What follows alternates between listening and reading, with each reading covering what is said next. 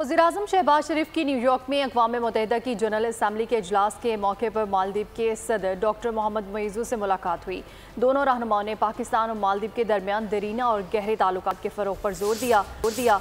वज़ीर-ए-आज़म ने मालदीव के साथ तिजारत, सियाहत, तालीम, सरमायाकारी और मौसमियाती तब्दीली के शोबों में ताउन बढ़ाने के लिए पाकिस्तान के अज़्म का अदा किया। दोनों रहनुमाओं ने अपने अपने ममालिक में इक़्तिसादी तरक्की और पायदार तरक्की को फ़रोग़ देने के लिए अवाम से अवामी रवाबित और बाहमी ताउन की कोशिशों में इजाफे की ज़रूरत पर इत्तेफ़ाक़ किया।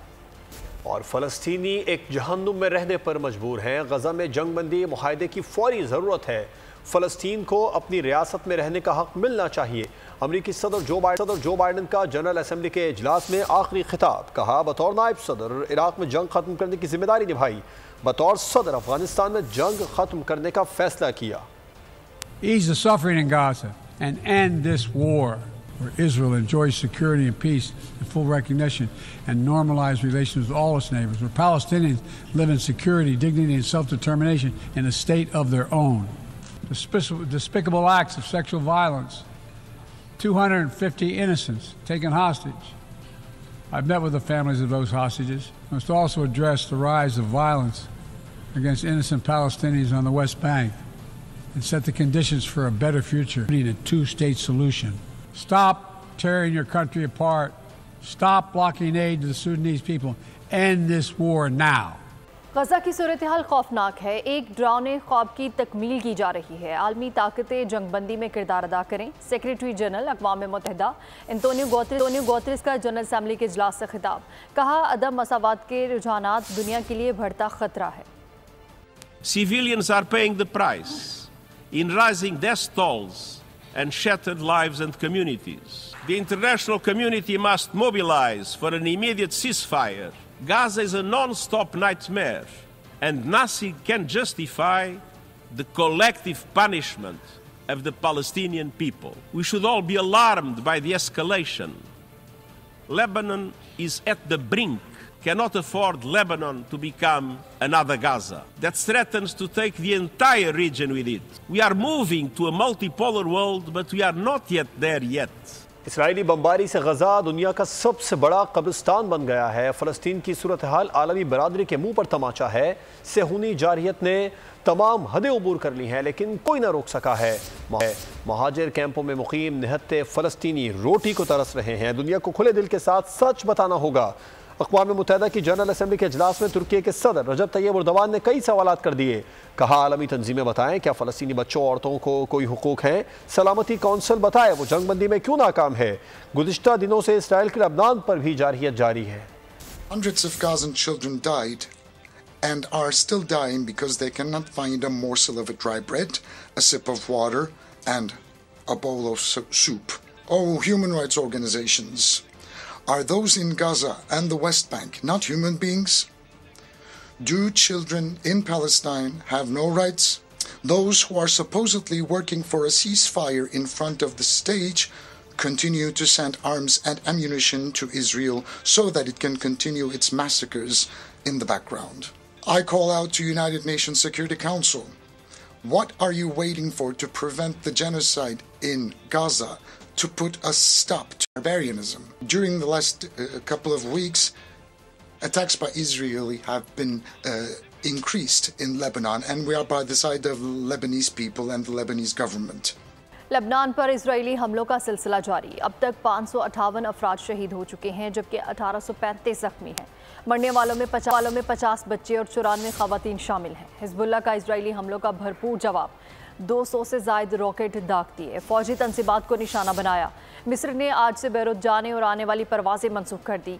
यूरोपीय यूनियन का कहना है कि मौजूदा सूरत हाल मुकम्मल जंग की तरह है।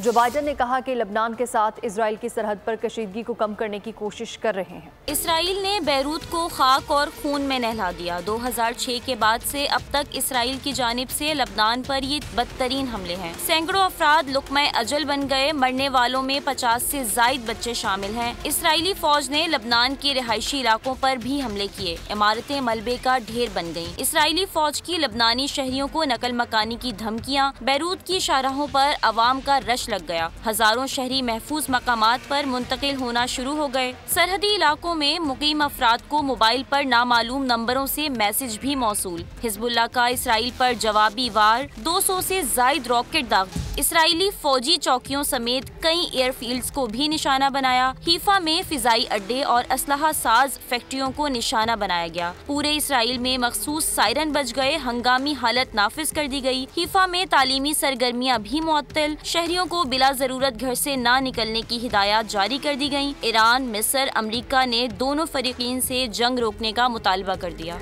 इसराइल के गजा पर हमले जारी, 24 घंटों में मजीद 30 फलस्तीनी शहीद, 35 जख्मी हो गए हैं। नेगेव जेल में गजा के 1200 कैदियों को तशद्दुद का सामना है। शोहदा की मजमूई तादाद 41,500 हो गई। 95,950 जख्मी हो चुके हैं। अक़वाम मुत्तहिदा ने कहा कि इसराइल फ़लस्तीनी स्कूलों पर हमले ना करे। फ़लस्तीनियों के पास सिर्फ स्कूल ही आखिरी पनाहगाह है।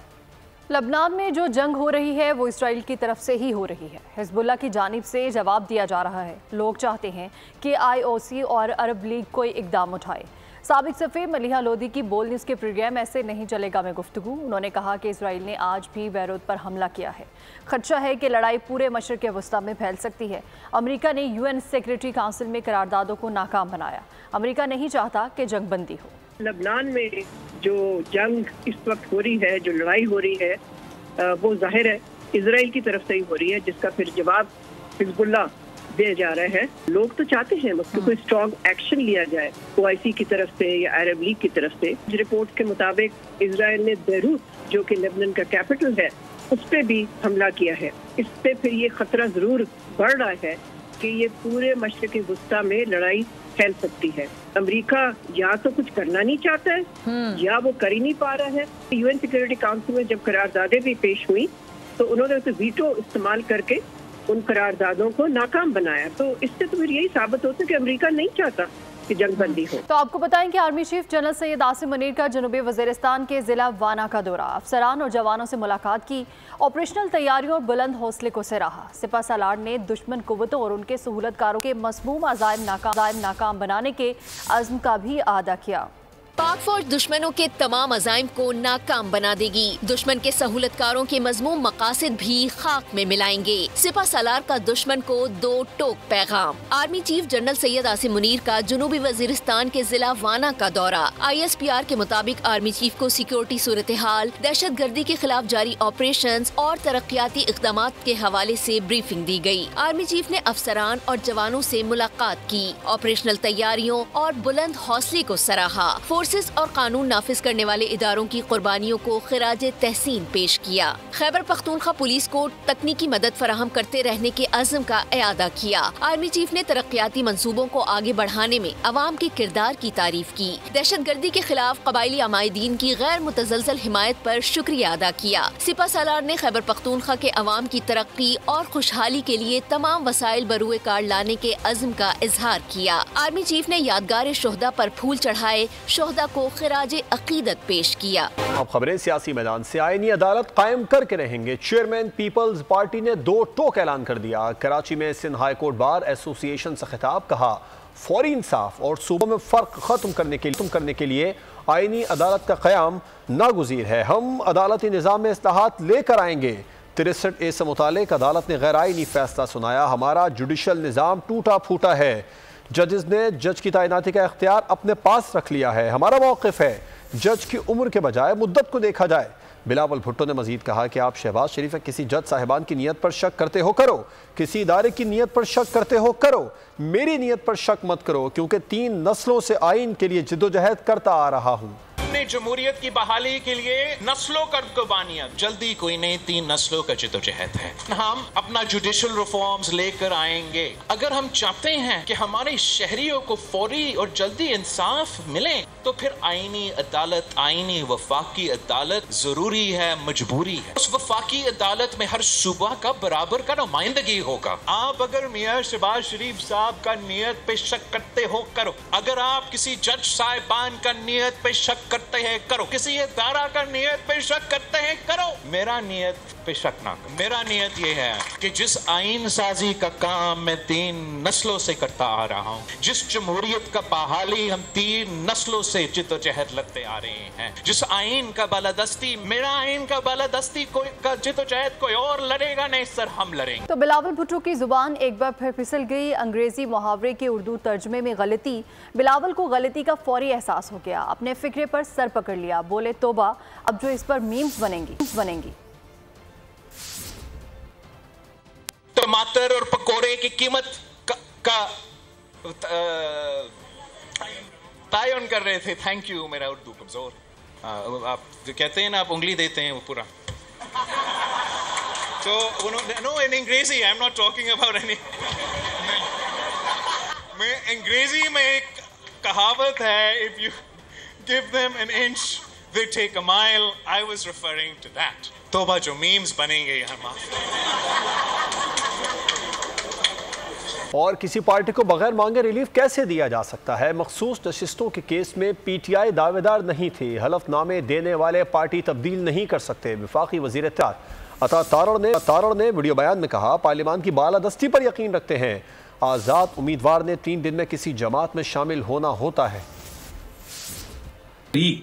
जो पार्टी ही नहीं था प्रोसीडिंग्स के अंदर, वो फरीक ही नहीं था, उसकी तरफ से दरखास्त ही नहीं दी गई, तो उसको रिलीफ कैसे दिया जा सकता है? मखसूस नशिस्तों के हवाले से जो केस था उसके अंदर तहरीक इंसाफ जो है वो फरीक ही नहीं थी केस के अंदर। पार्लियामान की बालादस्ती के लिए जो स्पीकर का किरदार है हम उसकी सताइश करते हैं। स्पीकर के साथ इस इशू पे खड़े हैं। इलेक्शन एक्ट 2017 में अमेंडमेंट की गई और उसको कंसोलिडेफाई किया गया। जो रूल्स मौजूद थे कि किसी भी आजाद ने 3 दिन के अंदर जो है वो कोई ना कोई पॉलिटिकल पार्टी ज्वाइन करनी है। अवामी नेशनल पार्टी आईनी अदालत की हामी है। ANP रहनुमा एमल वली खान कराची प्रेस क्लब में मीट दी प्रेस से खिताब। PTI को तालिबान का सियासी विंग करार दे दिया। खैबर पख्तूनख्वा के आधे हिस्से में पुलिस की रिट ही नहीं, बोले एक्सटेंशन का हामी नहीं, लेकिन मुल्क की साख बचाने के लिए ये नागुज़ीर है। सुप्रीम कोर्ट या कॉन्स्टिट्यूशनल कोर्ट, जिसको आईनी अदालत भी कह सकते हैं, अवामी नेशनल पार्टी इस नजरिए के हामी है। मैं समझता हूं कि पाकिस्तान तहरीक इंसाफ और तहरीक तालिबान पाकिस्तान एक ही गधे के 2 खान है। अगर एक सियासी विंग है, पख्तूनख्वा आजकल पुलिस के रेट में नहीं है, उधर बाकायदा तालिबानों की रेट है। ये जो 3 साल का एक्सटेंशन आ रहा है, मैं भी ये नहीं कह रहा कि मैं इसका हामी हूं या नहीं हूं। मैं ये समझता हूं कि अपने वक्त पे सबको घर जाना चाहिए। ये मुल्क ने अपनी साख बचाने के लिए ये फैसला किया है। बानी PTI और बुशरा बीबी के खिलाफ 190 मिलियन पाउंड रेफरेंस की अडियाला जेल में समात। बुशरा बीबी के वकील की अदम मौजूदगी के बायस तफ्तीशी अफसर पर जिरा न हो सकी। वकला सफाई की जानिब से समात मुलतवी करने की इस्तदा पर अदालत का इजहार बरहमी। आखिरी मौका देते हुए समात कल तक मुलतवी कर दी। तो बानी PTI को चांसलर का इंतखाब लड़ने से रोकने के लिए ऑक्सफोर्ड यूनिवर्सिटी में नई पटिशन जमा करा दी गई। पटिशन में यह दावा किया गया है कि बानी चांसलर के इंतखाब को सियासी मकासद के लिए इस्तेमाल करना चाहते हैं। यूनिवर्सिटी के मुख्तलिफ कॉलेजेस में बानी के खिलाफ पम्फलेट भी तकसीम किए गए हैं। ऑक्सफोर्ड यूनिवर्सिटी के चांसलर का इंतखाब बानी PTI को इंतखाब से रोकने के लिए नई पटिशन जमा। नून लीग के chairman youth coordinator Khurram Bhatt की जानिब से जमा कराई गई पटिशन में यूनिवर्सिटी से इस्तदा की गई कि बानी PTI को चांसलर का इंतखाब लड़ने की इजाज़त ना दी जाए। बानी PTI इंतखाब को सियासी मकासद के लिए इस्तेमाल करना चाहते हैं। ऑक्सफोर्ड यूनिवर्सिटी के मुख्तलिफ कॉलेजेस में बानी PTI के खिलाफ पम्फलेट्स भी तकसीम किए गए। खुर्रम भट्ट मुख्तलिफ तलबा से मिले और बानी के खिलाफ पाकिस्तान में चलने वाले मुकदमात और दीगर इशूज से आगाह किया। खुर्रम भट्ट ने तलबा को बताया कि बानी एक मुतनाज़ शख्सियत हैं, जिन पर माली बदउनवानियों के इल्जामात हैं। बानी PTI को तालिबान का हिमायत याफ्ता लीडर समझा जाता है।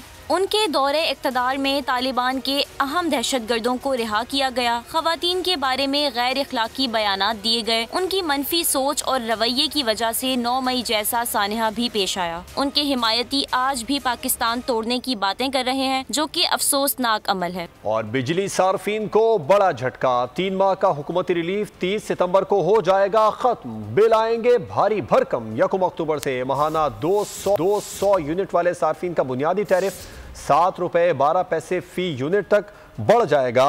और हुकूमत ने जुलाई से सितंबर तक 50 अरब रुपए की सब्सिडी दी थी। 1 जुलाई से बिजली का बुनियादी टैरिफ फी यूनिट 7.12 रुपए तक बढ़ाया गया था। बिजली सार्फिन के लिए बुरी खबर। हुकूमत की जानिब से दी जाने वाली 50 अरब रुपए की सब्सिडी 30 सितंबर से खत्म हो जाएगी। 1 नवंबर से बिजली की कीमत मुकर्ररा टैरिफ के हिसाब से देना पड़ेगी। 100 यूनिट वाले सार्फिन को 23 रुपए 59 पैसे फी यूनिट अदा करना होंगे। 200 यूनिट वाले सार्फिन को 30 रुपए के हिसाब से अदायगी करना होगी। प्रोटेक्टेड सार्फिन को भी अब सब्सिडी के बगैर बिजली मिलेगी। 1 से 100 यूनिट तक प्रोटेक्टेड सार्फिन का टैरिफ 3 रुपए 95 पैसे से बढ़कर 11 रुपए 69 पैसे हो जाएगा। 101 से 200 यूनिट तक प्रोटेक्टेड सार्फिन का टैरिफ 4 रुपए 10 पैसे से बढ़कर 14 रुपए 16 पैसे हो जाएगा। माहाना 50 यूनिट तक लाइफ लाइन सार्फिन के लिए टैरिफ 3 रुपए 95 पैसे होगा। 100 यूनिट तक इस्तेमाल करने वालों के लिए बिजली की कीमत 7 रुपए 74 पैसे बरकरार रहेगी। बिलावल भुट्टो ने कराची के आवाम को बिजली की फराहमी का मुतालबा कर दिया। अपने खिताब में कहा कि इलेक्ट्रिक का निज़ाम ऐसा है कि मसाइल भुगतना पड़ते हैं। सिंध हुकूमत से कहूँगा कि इलेक्ट्रिक की इजारादारी तोड़नी है।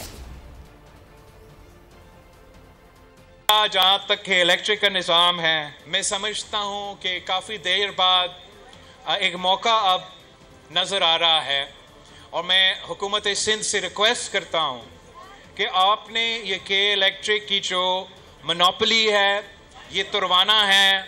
सिंध पीपल्स बिजली कंपनी बनाए, पब्लिक प्राइवेट पार्टनरशिप करो और कराची के अवाम बिजली फराहम करो और फिर आप फ्री मार्केट का ज़रा कंपटीशन करें इसके इलेक्ट्रिक को। सब्सक्राइब करें और बेल दबाएं ताकि कोई खबर रह न जाए।